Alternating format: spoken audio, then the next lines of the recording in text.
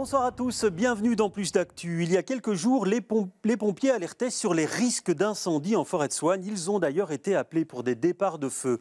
Heureusement, la pluie de ces derniers jours a éloigné le danger. Mais cela souligne les périls qui guettent le poumon vert de la région bruxelloise. Réchauffement climatique, surfréquentation, diminution de la biodiversité. C'est un patrimoine sous pression, donc on va en parler ce soir avec nos invités. Voilà des invités qui vont entrer sur notre plateau. Voilà, ils entrent et je vais vous les présenter en commençant par vous, Stéphane Van Wensberg. Bonsoir. Vous êtes chef de sous-division forêt et nature à Bruxelles Environnement. Et puis j'ai le plaisir d'accueillir David Cuborn aussi. Bonsoir. Bonsoir. Vous êtes directeur de la fondation de la forêt de Soignes. Première question pour vous, Stéphane Van Wensberg. Donc on le voit. Plusieurs semaines de sécheresse et tout de suite, il y a des risques d'incendie. Vous craignez que ça devienne de plus en plus fréquent, ça, avec le réchauffement climatique? Oui, tout à fait. Donc, en tout cas, dans le cadre du changement climatique, ce qu'on nous annonce, c'est que les étés seront plus secs et plus chauds. Donc, le risque d'incendie augmente. Et donc... vraiment une forêt en péril, alors, par rapport à cela? Alors, je ne pense pas qu'il faut non plus dramatiser les choses. C'est plutôt, en étant bien conscient du risque, de prendre les dispositions pour essayer de minimiser ce risque, justement. Oui, parce que David Cuborn, c'est vrai qu'on n'a pas conscience que cette forêt, finalement, il peut y avoir des départs de feu. Certains sont tombés de leur chaise quand on a entendu ça. Ça ne vous étonne pas, vous? Pas tellement, hein.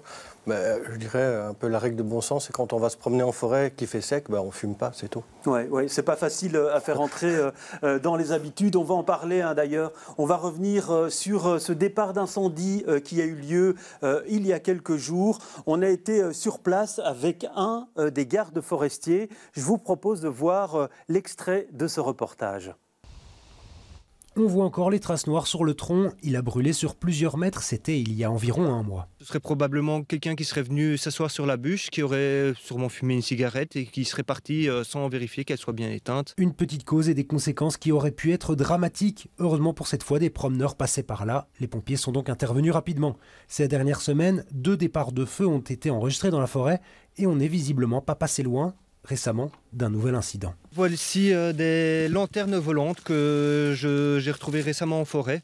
Donc ce sont des dispositifs qu'on allume avec une petite bougie. Une négligence de riverains. En cette période, le danger peut venir de partout, même à cause d'une bouteille de verre oubliée. Avec un effet loupe mal orienté, il suffit de regarder le sol pour comprendre. Donc ça, c'est le genre de combustible idéal pour pouvoir s'enflammer tout seul. C'est des fougères qui sont bien sèches, quelques cônes de mélèze ici. À l'avenir, ce type de sécheresse devrait se banaliser. Un vrai risque pour la forêt de Soignes. Regardez par exemple ces hêtres emblématiques. Leur cime descend pour économiser de l'eau. Dans ce contexte, on diversifie la flore. Oui, alors Stéphane, est-ce qu'on peut imaginer un embrasement à grande échelle de la forêt de Soignes, selon vous? Alors, un gros incendie. Tout à fait. Donc, on a la chance en forêt de Soignes que c'est principalement une forêt de feuillus. Le risque d'incendie porte principalement sur les peuplements où on a un sous-bois de fougères, avec la fan de fougères qui est sèche. Et d'autre part, on a de l'ordre de 10% de résineux. Et le risque en termes d'incendie du résineux est bien plus important que pour les feuillus. Oui, et quels sont, parce que la forêt c'est 5000 hectares répartis sur les 3 régions, il y a vraiment des parties de forêt qui sont beaucoup plus sensibles. Tout à fait, donc on a réalisé une cartographie pour identifier justement le danger en termes d'incendie, et donc cela est cartographié, identifié, connu, et donc régulièrement on suit l'évolution de ces endroits pour essayer de minimiser ce risque. Oui, alors le réchauffement climatique c'est vraiment une de vos grandes craintes, vous à la fondation de la forêt de Soignes? Non, le réchauffement climatique, c'est un phénomène. Ça arrive, on doit y faire face. Pour nous, c'est plutôt la surfréquentation sur laquelle on veut agir. Donc, en fait, on parle ici du rôle du garde forestier. Il n'y a pas un garde forestier derrière chaque arbre. Donc, pour nous, c'est très important que chaque visiteur qui vient en forêt, quand on est 2 millions de visiteurs, il doit se comporter de manière exemplaire. C'est vraiment sur ce point-là que la Fondation Forêt de Soignes a une attention particulière. Ouais, et donc 2 millions de visiteurs, c'est le chiffre de fréquentation par an, ça estimé, ouais. C'est ça que vous avez comme chiffre aussi, Stéphane? Non, enfin, moi personnellement, j'ai un chiffre beaucoup plus élevé que cela. Et donc, entre autres, on a réalisé une estimation du nombre de visites par an dans une petite partie de la forêt de Fouane, qui est la partie sud de l'hippodrome de Boisfort, donc sur 100 hectares. Et sur une année, sur ces 100 hectares, on a 1 million de visites. Ouais. Mais en même temps, on ne peut pas multiplier par 50 pour avoir une estimation du nombre de visites. Le nombre de visiteurs étant lié à un endroit particulier de la forêt.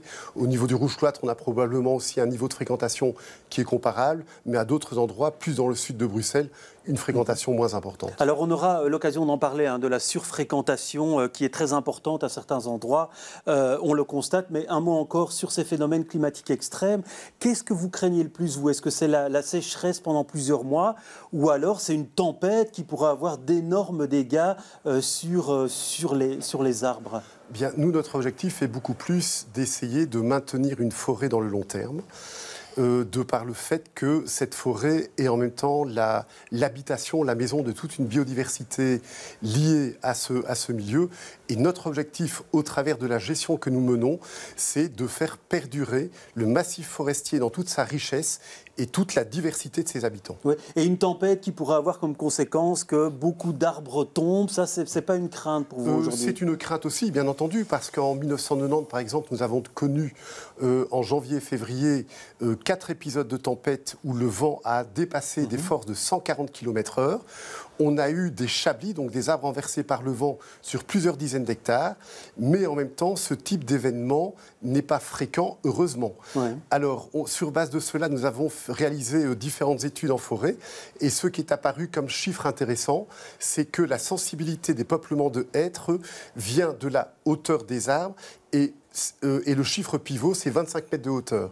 En deçà de 25 mètres de hauteur, le risque n'est pas important, mais au plus on monte en hauteur et en vitesse de force des vents, au plus le risque de chablis, de peuplement basculé devient important. Oui, alors pour vous, c'est aussi un souci d'inquiétude, parce qu'on a l'impression vraiment que vous avez plus peur des atteintes du public finalement par rapport à ce patrimoine. Une bonne tempête, c'est des arbres qui tombent, c'est un peu de nourriture pour la forêt, c'est des nouveaux abris pour la biodiversité, donc la tempête ne nous fait pas tellement peur. Non, c'est plus ce que pourrait entraîner la population en ne respectant pas la forêt. Pour nous, c'est vraiment là qu'il y a un grand point à jouer, c'est vraiment conscientiser chacun, que chacun arrive en forêt, avec grand plaisir, mais en tant qu'invité. Oui. Alors, Stéphane Van Wensberg, on parle d'une forêt où la biodiversité est aussi sous pression. Qu'en est-il aujourd'hui à propos de cela ? Bien, je rejoins tout à fait l'analyse de David Kuborn et de la Fondation Forêt de Fouane. C'est qu'un des grands problèmes auxquels nous sommes soumis, c'est l'augmentation de la fréquentation du public en forêt et lié à ça, tout le dérangement et la mise en danger de la biodiversité qu'elle abrite. Il est important d'être bien conscient que pour un certain nombre d'espèces, la forêt est leur seule maison, leur seule habitation, leur seul milieu de vie, et que pour un certain nombre d'espèces, eh bien, il n'y a pas de maison de rechange, d'où l'importance de pouvoir préserver cette forêt dans des bonnes conditions d'habitation, entre guillemets, pour préserver justement ces espèces. Oui, alors quelle population est en danger aujourd'hui, est sous pression ? Eh bien, j'ai envie de dire que l'ensemble de la biodiversité en forêt est un indicateur que nous avons, par exemple, nous réalisons depuis 2008 le suivi de la population de chevreuils. Et ce que les scientifiques ont constaté, c'est qu'entre 2013 et 2014, on assiste à une rupture brutale donc des observations de chevreuils. Et sur base des études qui ont été faites, eh bien, les scientifiques font le lien entre diminution des observations et diminution du nombre de chevreuils. Oui, et ça ne s'est pas arrangé depuis alors ? Et ça ne s'est pas arrangé depuis. Depuis lors, il semblerait que nous sommes dans une certaine stabilisation, mais néanmoins, nous verrons sur base du dernier relevé qui a été fait, donc ici au printemps de 2025. Et dont les résultats seront connus seront connus en septembre. Oui. Alors, David Kuborn, j'ai lu sur votre site, ce que vous dites également, c'est qu'il faut éviter ce morcellement de la forêt qui est trop important. Qu'est-ce qu'il faudrait pour le limiter ou pour finalement relier ces différentes parties de la forêt ? Qu'est-ce que vous demandez ? Donc ce morcellement, il est là. La forêt, elle a été morcelée avec le temps. Ce qu'on veut, c'est ce qu'on voit quand on est sur le ring entre Groenendael et Waterloo. Il y a un bel écoduc. Un écoduc, ça permet de reconnecter deux portions de forêt entre elles. C'est important. pour que les espèces puissent se reconnecter, se retrouver. Et donc des écoducs comme celui-là, il peut encore y en avoir d'autres, à Boisfort, sur la chaussée de la Hulpe, à d'autres endroits.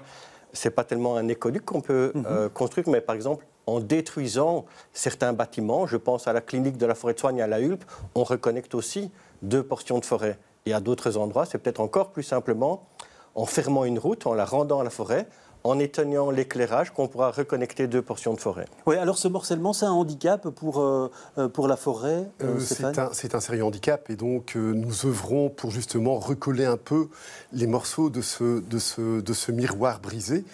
Et donc, entre autres, nous avons fermé, la dernière voirie que nous avons fermée, c'est en 2022, si mes souvenirs sont bons, au niveau de la rue du Rouge-Cloître, ce qui a permis bien de ne pas entraver la circulation de la faune.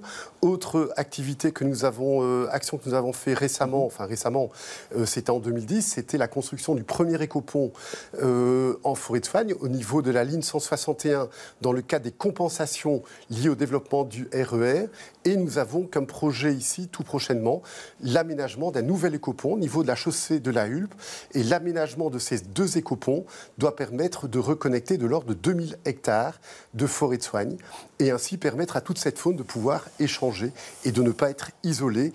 Isolé veut dire en même temps consanguinité. Consanguinité veut dire effondrement, disparition de ces espèces. Oui, alors justement, par rapport à ça, dans le plan de gestion, il y a aussi le renouvellement progressif de la hêtraie cathédrale. On en est où dans ce domaine-là aujourd'hui? Alors tous les ans, nous travaillons sur la régénération de 10 hectares en moyenne de vieilles hêtraies par an, en installant, en implantant des essences qui seront de meilleure qualité et plus adaptées dans le cas du changement climatique, comme le chêne Cécile, le charme, le tilleul à petite feuille et différentes autres essences. Oui, et donc ça va mettre un certain nombre d'années. Mais tout ça évolue au rythme de l'évolution de l'écosystème. Ouais. Et donc le forestier travaille en termes de décennies, en termes de siècles, et la durée de validité de ce plan de gestion, c'est 24 ans. Oui, alors on parlait de pression de la forêt, on va continuer à l'évoquer dans quelques minutes, mais je vais vous proposer de revoir l'extrait d'un hors-cadre qu'on avait réalisé en avril 2021 sur cette pression de la forêt à certains endroits.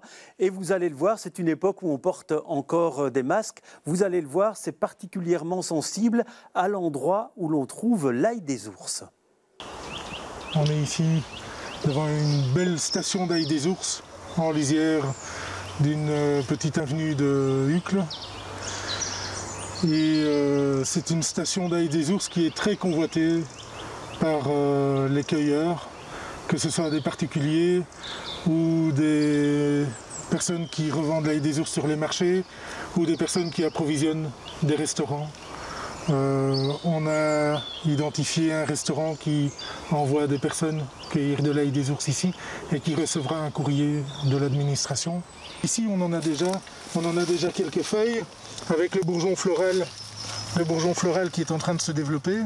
L'impact de la cueillette, il est surtout sur le sol, puisque ce public qui peut venir nombreux ici et qui est amené à circuler en dehors des chemins va compacter le sol et donc le déstructurer. Au lieu d'avoir un sol frais, aéré, humide, on va avoir un sol compacté dans lequel l'eau ne percole plus. Et cette flore, elle est vouée à disparaître si le sol se dégrade, quoi. C'est une forêt urbaine, donc c'est une forêt qui a une fonction sociale et récréative importante. Et donc oui, on investit beaucoup. C'est un des objectifs prioritaires dans la gestion de cette forêt, en tout cas pour la partie bruxelloise. Les autres objectifs sont écologiques, patrimoniaux, paysagers. On pourrait penser que l'objectif écologique et social et récréatif sont inconciliables. C'est faux, ils sont tout à fait conciliables. C'est un peu compliqué, ça rend les choses un peu sensibles, mais ce n'est pas incompatible. Ça nécessite des règles, ça nécessite des comportements adéquats pour que la fonction écologique puisse remplir son rôle dans une forêt aussi exceptionnelle que la forêt de Soigne.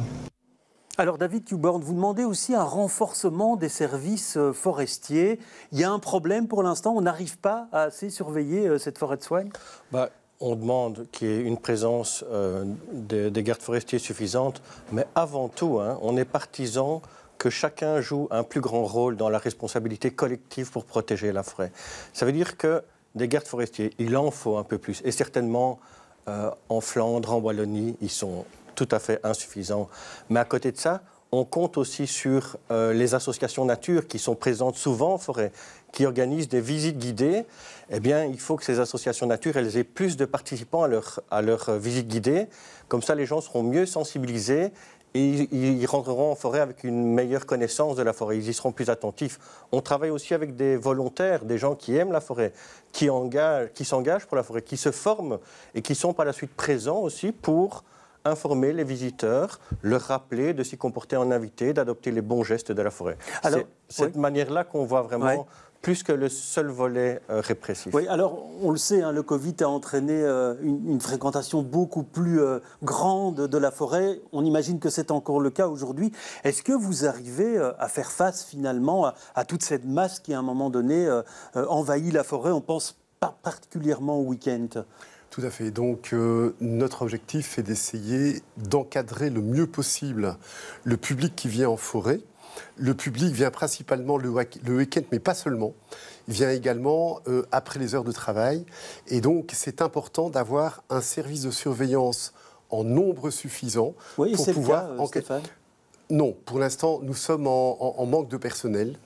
Et donc, justement, nous espérons obtenir dans le futur, dans un futur plus ou moins long, plus d'effectifs pour pouvoir encadrer ce public quand il est présent en forêt. Et quand il est présent en forêt, eh bien, ce n'est pas pendant les heures de bureau, même si un certain public est présent pendant les heures de bureau, mais beaucoup plus après la journée de travail, le week-end, les jours fériés. Ouais, vous avez l'impression que ces dernières années, la forêt a souffert plus qu'auparavant ? Bien, en tout cas, on l'a bien vu pendant la période de confinement où la forêt était un espace de respiration. Et ça continue aujourd'hui, j'imagine. Bien, donc des petits chemins dans lesquels une ou deux personnes passaient, eh bien, après le confinement, on avait des chemins de l'ordre de 2,50 m de large. Et donc, ça veut dire une perturbation de la biodiversité de la faune à l'intérieur même des peuplements.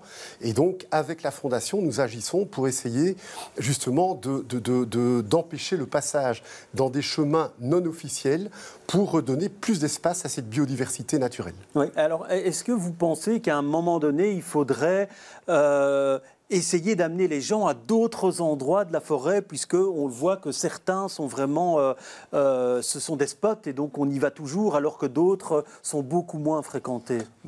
Il y a déjà des choses qui sont mises en œuvre, c'est qu'il y a des portes d'accueil de la forêt.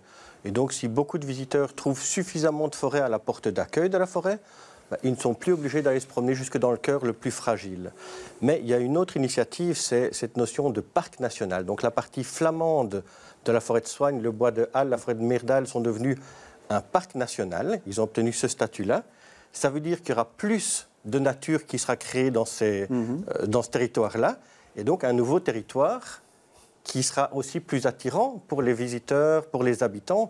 Et donc peut-être moins de besoin d'aller jusque dans la forêt qui est vraiment le cœur de la nature. On espère qu'ils retrouveront suffisamment de nature plus proche de chez eux dans les nouvelles connexions qui seront recréées. Alors la forêt, il y a une partie de patrimoine UNESCO, il y a des zones Natura 2000. Est-ce qu'il faudrait, selon vous, augmenter ces zones qui bénéficient d'un degré de protection supplémentaire? Tout à fait. C'est vraiment un de nos objectifs. Et dans le cadre du plan Renature que nous sommes occupés de développer à Bruxelles Environnement, un des objectifs, c'est d'étendre notre réserve forestière intégrale, c'est-à-dire une partie de la forêt dans laquelle nous n'agissons pas. Nous ne faisons que des interventions pour sécuriser les chemins. Et donc, on a comme objectif de passer de l'ordre de 100 hectares à 200 hectares. Mais également de mener et c'est ce que nous faisons depuis le premier plan de gestion en 2003, de faire une gestion beaucoup plus respectueuse de la nature, plus de bois morts en forêt, favoriser le développement d'un sous-bois, etc., pour rendre cette forêt plus hospitalière à toute une biodiversité variée. Oui, vous pensez, vous, qu'il faudrait augmenter cette forêt, entre guillemets, sanctuarisée? On voit que c'est le cas. M. Van Wensberg parle d'augmenter la réserve forestière intégrale à Bruxelles. En Wallonie, ils viennent de l'augmenter aussi, 100 hectares en Wallonie. En Flandre, ils ont déjà une grande surface où il n'y a plus de gestion. Donc, à ce niveau-là, on pense que les gestionnaires sont sur la bonne voie. On pense que les gestionnaires, ils ont encore un travail à faire d'éducation, de sensibilisation. Il y a un public qui ne comprend pas qu'on laisse du bois mort en forêt. Il ne comprend pas l'avantage, l'intérêt. Et donc, il y a un travail d'éducation qui est encore très important. Vous avez l'impression qu'on continue à très mal la connaître, cette forêt? Oui, ça, on pense que donc il y a beaucoup de bonne volonté, beaucoup de gens qui l'aiment, mais que les connaissances sur la forêt sont encore limitées. L'exemple qu'on donne, c'est quand on rentre dans un magasin de porcelaine, hein, il y a quelqu'un qui est là à l'entrée qui dit « Attention, vous rentrez dans un endroit fragile ». Mais en fait, quand on rentre dans la forêt, tout le monde est le bienvenu. Tout le monde peut la fréquenter comme il veut. Pourtant, par exemple, à cette période-ci, c'est une maternité. Donc c'est vraiment un endroit hyper fragile. C'est une forêt, un hotspot de biodiversité. Ce n'est pas un parc urbain qui a été construit par l'homme. Ça reste très compliqué à faire comprendre, hein, que la multiplicité des usages, les cyclistes, les VTT, les chiens qu'on voudrait laisser libres, etc., tout n'est pas conciliable.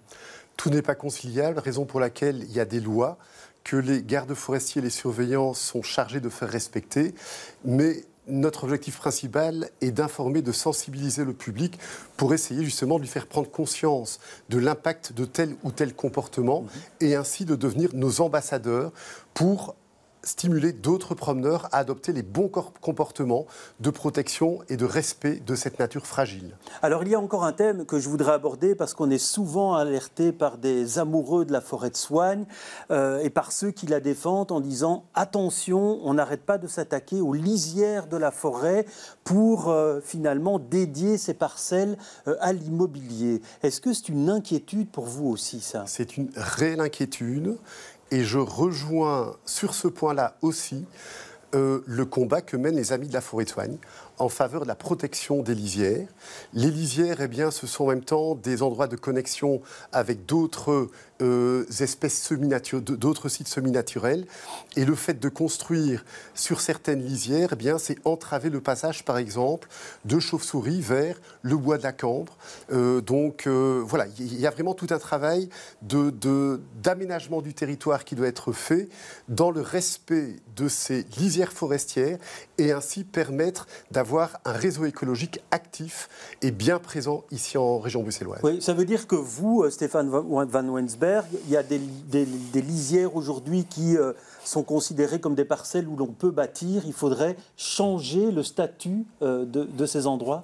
Donc, en tout cas, c'est certain que certaines parties de la lisière ne doivent pas être construites au risque d'entraver la migration de certaines et le passage de certaines espèces, et certaines espèces parfois d'intérêt communautaire au niveau Europe. Et donc, nous avons un devoir, une obligation au niveau de l'Europe de remettre ces populations, certaines populations de chauves-souris par exemple, dans un état de conservation favorable, c'est-à-dire viable dans la durée. Oui, c'est aussi une inquiétude, ça, pour vous, à un moment donné, qu'au-delà des aspects récréatifs, il y a aussi la fonction habitat qui, à un moment donné, prend beaucoup de place, ou trop de place dans la forêt. Non, donc la fonction habitat pour la biodiversité, ça c'est j'ai central, bien entendu. Et c'est autour de ça que tout doit tourner. Et par rapport aux menaces sur les lisières, les menaces elles sont sur les lisières, mais aussi quand on veut construire une nouvelle piste cyclable, on regarde un peu dans l'environnement urbain, il n'y a pas de place. Où est-ce qu'on trouve un peu de place? Là, il y a la forêt, on peut prendre un petit peu, c'est pas grand-chose. Mais le problème, c'est que c'est un petit peu là, un petit peu là, un petit peu là, un petit peu là. Ces petits peu, ça fait beaucoup, donc il faut arrêter la forêt, on n'y touche plus. Et c'est ailleurs qu'on doit aller chercher de l'espace disponible. Oui, ça fait vraiment beaucoup de défis pour ce poumon vert de la région bruxelloise, ça, Stéphane. Ouais. Tout à fait. C'est un combat de chaque jour. Et nous avons la chance à Bruxelles Environnement de pouvoir intervenir dans le cadre des réunions de concertation pour des demandes de permis d'urbanisme et ainsi de pouvoir, dans le cadre de ces permis d'urbanisme qui sont octroyés, d'y adjoindre des obligations, des mesures pour préserver la biodiversité en forêt, mais également à l'extérieur de la forêt. Oui, alors dernière question, et je vous demanderai une réponse rapide. Est-ce qu'on est exactement sur la même longueur d'onde entre les trois régions pour la gestion de la forêt de Soignes ? Nous sommes à 95% sur la même longueur d'onde, avec des petites variations liées à des particularités régionales. Oui, comme par exemple, pour en citer une. Eh bien, c'est plutôt vraiment des détails au niveau gestion forestière, et donc c'est plutôt au niveau technique forestière, mais sur le fond, nous sommes à du 100% d'accord. Très bien, mais merci en tout cas d'avoir partagé votre amour de la forêt, puisque je pense tous les deux, vous êtes des amoureux de la forêt, d'avoir partagé donc cet amour sur notre plateau. Plus d'actu, c'est terminé pour ce soir. Très bonne soirée à tous.